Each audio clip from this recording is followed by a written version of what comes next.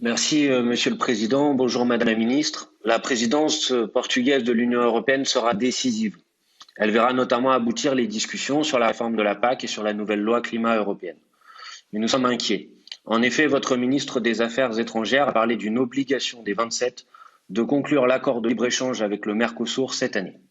Or, selon les données publiées en décembre dernier, la déforestation de la forêt amazonienne s'est particulièrement aggravée en 2020. Elle a augmenté de 9,5%, avec la disparition de plus de 626 millions d'arbres, son plus haut niveau depuis 2008.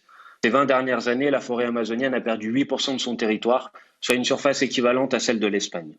L'Union européenne participe déjà largement à cette déforestation par ses importations de soja et de bœuf. Mais cet accord pourrait conduire à une augmentation de 5 à 25% par an pendant 6 ans, si l'on en croit le rapport des experts mandatés par le gouvernement français. Alors, Madame la Ministre, ma question est simple. Pourquoi votre présidence s'obstine-t-elle à vouloir conclure cet accord catastrophique? Assumerez-vous d'être la présidence de l'Union européenne qui aura signé l'arrêt de mort de la forêt amazonienne? Merci.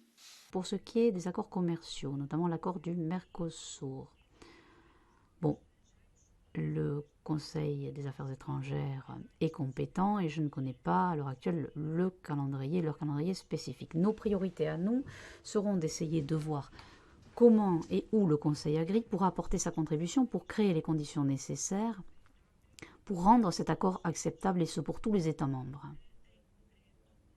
Très concrètement,